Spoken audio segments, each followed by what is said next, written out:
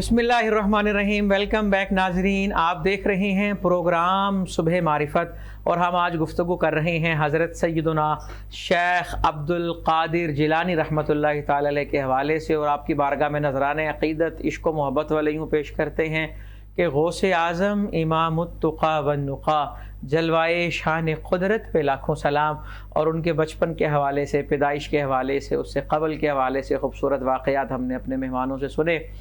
अब हम थोड़ा सा गुफ्तगू को आगे लेके चलते हैं। हज़रत सैयदना शेख अब्दुल कादिर जिलानी रहमतुल्लाहि ताला अलैह ने दीन की तालीम के लिए जो सफ़र किया, उस तालीम के हुसूल के लिए जितनी मुश्किलात का आपको सामना करना पड़ा, उस हवाले से अपने मेहमानों की जानिब आएंगे कि हज़रत सैयदना शेख अब्दुल कादिर जिलानी का ही एक फ़रमान है।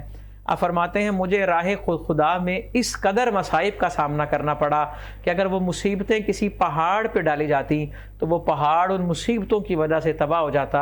इतनी मुसीबतों के बावजूद भी उनके पाए इस्तिकामत में लग़ज़िश नहीं आ रही। दीन के हुसूल के लिए कदम लड़खड़ा नहीं रहे, डगमगा नहीं रहे, वो मुसलसल निकल रहे हैं और बड़ी जवां मर्दी के साथ दीन की तालीम हासिल कर रहे हैं। इस हवाले से मैं गुजारिश करता हूँ सईदी साहिब से कि आप इस हवाले से अपनी मालूमात की रोशनी में कुछ इरशाद फरमाएँ। जी केवल मुफ्ती साहब, बड़े खूबसूरत बात की तरफ आपने इशारा फरमाया है। इस हवाले से मैं गुजारिश करूँगा कि मुश्किलात, जितनी बड़ी डिग्री का हुसूल हमें चाहिए होता है, उतना बड़ा इम्तिहान देना पड़ता है। बेशक ऐसा आपने कभी भी नहीं देखा होगा कि हमने मैट्रिक लेवल का जो है वो इम्तिहान दिया हो और हमें डिग्री PhD की मिले। बेशक ऐसा नहीं होता। ये अल्लाह रब्बुल इज़्ज़त के ये ख़ास गिरोह, ये ख़ास बंदे जिनको अल्लाह ताला ने अपना क़ुर्ब अता फरमाना होता है, और जिनके लिए अल्लाह ताला अपने शयान शाह अनाउंसमेंट फरमाता है, फ़रिश्तों को हुक्म फरमाता है कि ए फ़रिश्तों, अल्लाह हदीस मुस्लिम की हदीस मुबारक है, अल्लाह नबी करीम अलैहिस्सलातु वस्सलाम ने इरशाद फरमाया कि जब अल्लाह रब्बुल इज़्ज़त अपने किसी बंदे को पसंद फरमाता है, महबूब फरमाता है, उससे वो बंदा उसको राज़ी कर लेता है, तो अल्लाह रब्बुल इज़्ज़त फ़रिश्ते को बुलाता है। जिब्रील हाज़िर होते हैं। अल्लाह ताला फरमाता है, जिब्रील मैं अपने फ़लाँ बंदे से मोहब्बत करता हूँ, लिहाजा तमाम फ़रिश्तों के अंदर, तमाम आसमान के फ़रिश्तों के अंदर ऐलान कर दो कि वो भी मेरे उस बंदे से मोहब्बत सुभान अल्लाह। इसी तरह दूसरा ऑर्डर जारी किया जाता है कि ज़मीन पर जाओ, ज़मीन में जाकर सारी ज़मीन के मखलूक में ये ऐलान करो, ए अल्लाह की मखलूक, अल्लाह रब्बुल इज़्ज़त भी, अल्लाह के सारे फ़रिश्ते भी फ़लाँ बंदे से मोहब्बत करते हैं, तुम भी उससे मोहब्बत करो। सुभान अल्लाह। अच्छा, ये जब ऐसा होता है तो ऐसा होता क्यों है? ये बगैर मुशक्क़त के तो नहीं हो जाता। बेशक साहब, इतना बड़ा इनाम जब अल्लाह की तरफ से मुयस्सर आता है तो फिर कुठालियों से उसी तरह गुजरना पड़ता है। यहाँ पर एक और मैं मिसाल देना चाहूँगा। ये तो हदीस मुबारक थी। मिसाल यहाँ पर ये है कि सोना हमारी बेगमात का, हमारी बहू बेटियों का, हमारी बहनों का जेवर बनता है, तो क्या ख्याल है वो अचानक से ऐसा बन जाता है बग़ैर किसी आग से निकले? वो पहले वो आग के अंदर उसको जलाया जाता है, उसको एक लावा बनाया जाता है, उसके बाद जब वो पिघल जाता है, वो सोना आग के साथ आग हो जाता है, फिर उसको मोड़ा जाता है, मोड़ के उसको तराश खराश करके उसके अंदर खूबसूरत नग लगाए जाते हैं। नग लगा के फिर वो किसी की कान की जीनत बनता है, किसी के नाक की, किसी के पेशानी की, वो जाकर किसी के गले की वो जीनत बनता है जाके। इसी तरह हीरे को ले लें, उसको भी तराश खराश की जाती है। तो अल्लाह रब्बुल इज़्ज़त अपने बंदों को जब कोई मकाम अता फरमाता है तो अल्लाह ताला उनको उन तमाम मराहिल से, मुश्किलात से निकाल के एक मकाम व मर्तबा अता फरमाता है। अगर ऐसा ना होता तो मेरे महबूब करीम अलैहिस्सलातु वस्सलाम की ज़ात वाला सिफ़ात को देख लीजिए।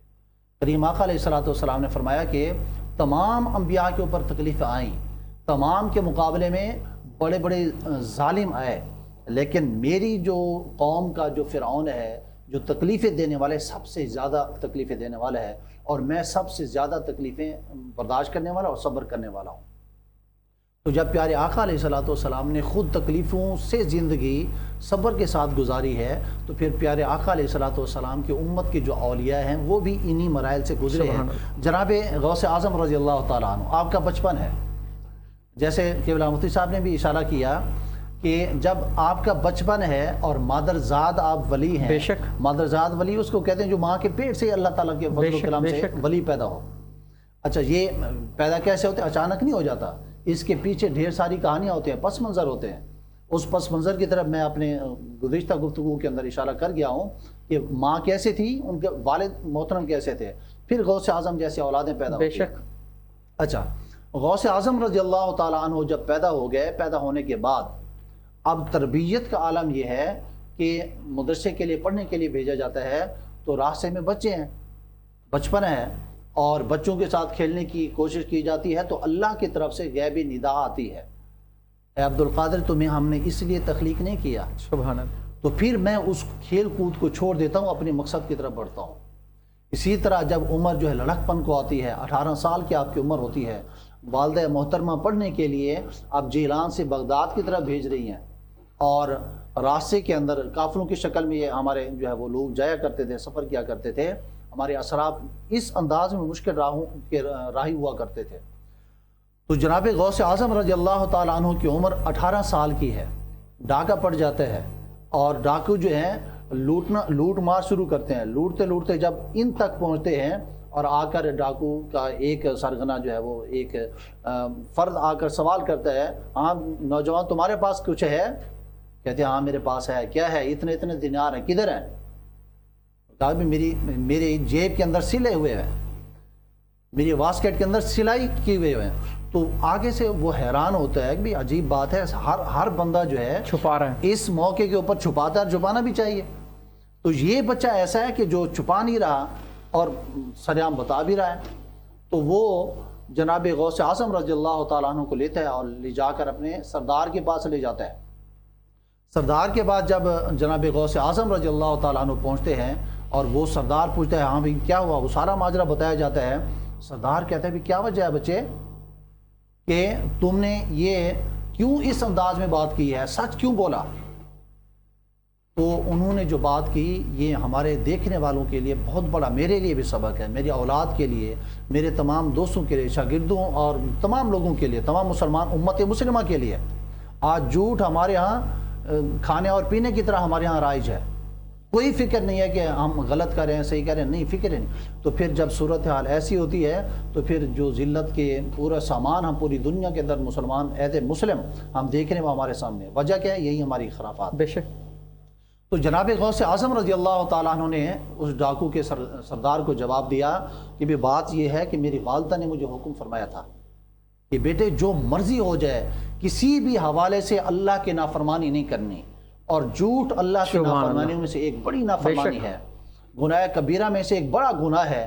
میں یہ گناہ کیسے کر سکتا ہوں جب اس سے میرا خدا بھی ناراض ہوتا ہے اور میں اس حوالے سے اپنی والدہ کے ساتھ وعدہ کر کے آیا ہوں۔ اللہ رب العزت نے سب سے پہلے جناب غوث اعظم رضی اللہ تعالی عنہ کی اس سفر علم کے لیے اس ڈاکو کو اور اس کے پورے گروہ کو ہدایت عطا فرمائی، اور اس ڈاکو نے یہ کہا کہ کیسا خوبصورت بچہ ہے اور کیسی ماں اور باپ نے ان کی تربیت کی ہے کہ یہ ماں کا فرمان برداری کے طور پر جھوٹ نہیں بول رہا کہ میری ماں ناراض ہو جائے گی، اور میں کیسا انسان ہوں کہ میں اللہ کی پرواہ نہیں کر رہا۔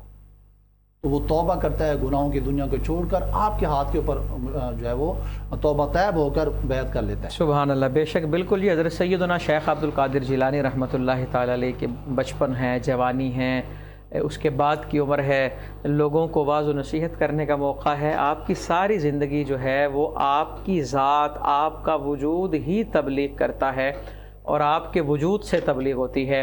ناظرین، نعیمی صاحب کی جانب میں بڑھتا ہوں اور آپ سے گزارش کرتا ہوں کہ حضرت شیخ عبد القادر جیلانی فرماتے ہیں کہ مجھے راہ خدا میں بڑی مصیبتوں کا سامنا کرنا پڑا۔ تو اس تناظر میں ہمارے ان لوگوں کے لیے کیا پیغامات ہیں جو ذرا سی تکلیف، ذرا سی مصیبت کے اوپر دل برداشتہ ہو جاتے ہیں اور وہ سمجھتے ہیں کہ پتہ نہیں کیا ہو گیا، اور وہ نہ جانے کس طرح سے افسردگی کا شکار ہو جاتے ہیں اور ان کے معاملات زندگی جو ہے وہ متاثر ہو جاتے ہیں؟ جی مفتی صاحب، آپ نے بہت خوبصورت سوال کیا۔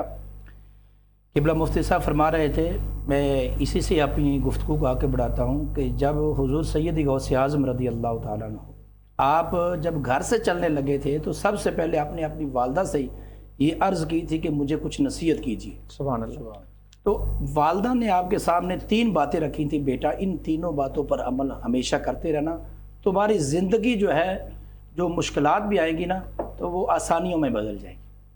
یہ ہمارے لیے اس 3 باتوں کے اندر بڑا پیغام ہے۔ یہی جو آپ کا سوال ہے اسی کو میں آگے بڑھاتا ہوں۔ جی وہ جو 3 باتیں آپ کی والدہ نے آپ کو نصیحت کے طور پر کہیں، پہلی بات کہ حرام کے قریب نہیں جانا، بے شک۔ دوسری بات آپ کی والدہ نے یہ کہی کہ تقوی اختیار کرنا، اللہ کی رضا پر راضی رہنا، جو اللہ کی رضا ہے اس پر راضی رہنا۔ اور تیسری بات جو قبلہ فرما چکے ہیں کہ والدہ نے یہ کہا تھا کہ اپنی زندگی میں حالات جیسے بھی بن جائیں جھوٹ نہیں بولنا۔ یہ 3 باتیں آپ کی والدہ نے کہی تھیں۔ تو ان میں سے ایک بات وہی آپ کے سوال کا جواب ہے کہ حالات جیسے بھی ہوں یہ جھوٹ نہیں بولنا، اور دوسرا کہ اللہ کی رضا پر راضی رہنا ہے۔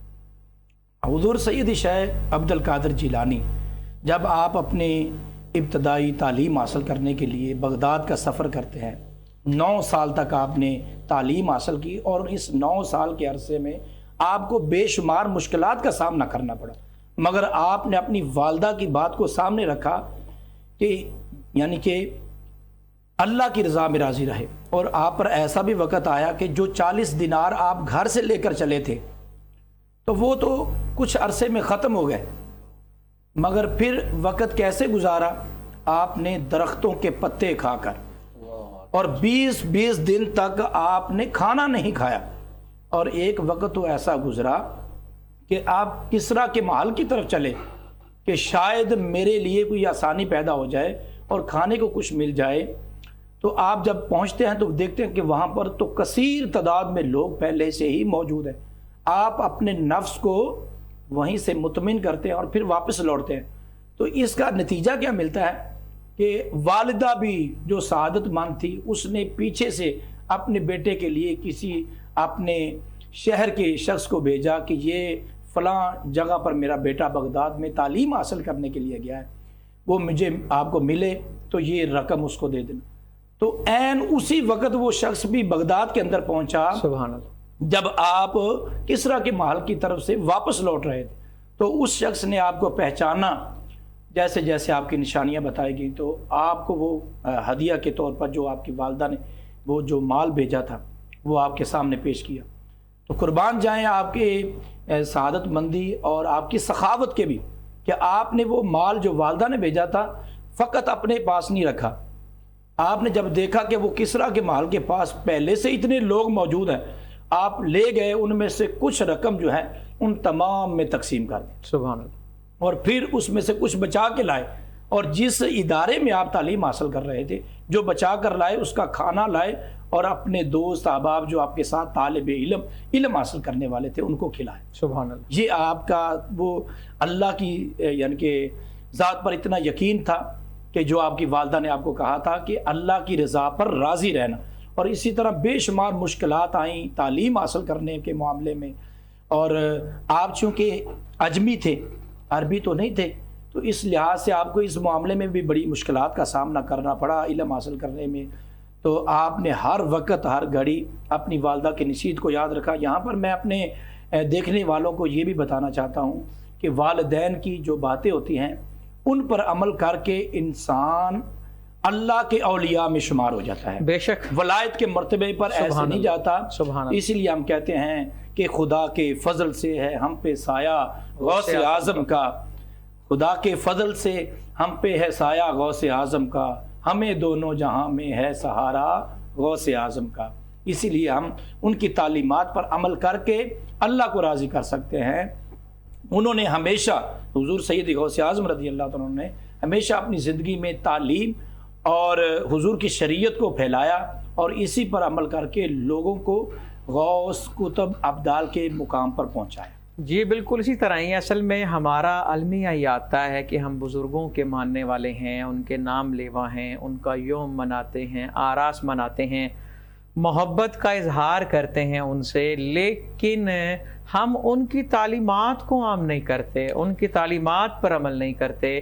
ہمیں بڑے افسوس کے ساتھ یہ کہنا پڑتا ہے کہ بس یہ کو محفل کر لینا یا محض کھانا کھا لینا کھلا لینا یہ کافی نہیں ہے۔ اصل محبت یہی ہے کہ اس نظریے کو عام کیا جائے، اس تعلیم کو عام کیا جائے۔ حضرت سیدنا शेख अब्दुल कादिर जिलानी हम्बली रहमतुल्लाहि ताला अलैह बेशुमार मुसीबतों का सामना करना पड़ा, लेकिन कभी भी उनकी जो मामूलात ज़िंदगी है उसके अंदर कमी नहीं आई।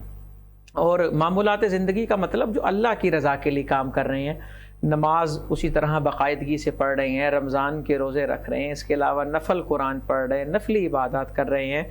कहने का मकसद, अर्ज़ करने का मकसद यही है कि हम इनकी ज़िंदगियों से देखें और सीखें कि अल्लाह की राह पर किस तरह साबित कदम रहे। हज़रत सैयदना शेख अब्दुल कादिर जिलानी अक्सर कहा करते थे, वो कहते थे दुनिया के मामले में जब भी किसी को देखना हो तो अपने से आला को ना देखो, कम तर को देखो। और दीन के मामले में जब भी किसी को देखना हो अपने से कम को ना देखो, अपने से आला को देखो। हम दीन में जब आला देखेंगे ना तो जज्बा पैदा होगा कि हम भी इस तरह के बने। और दुनिया के अंदर जब किसी को कम तर देखेंगे ना तो हम शुक्र अदा करेंगे, या अल्लाह तेरा शुक्र है, उससे तो बेहतर है ना, हमारे से तो गए गुजरे कई लोग हैं लेकिन तूने हमें कईयों से बेहतर बनाया है। तो नाज़रीन, मज़ीद गुफ्तगू करेंगे, अपने मेहमानों से सवालात रखेंगे, लेकिन यहाँ पर वक्त हुआ एक ब्रेक का। मिलते हैं इस मुख्तसर सी ब्रेक के बाद।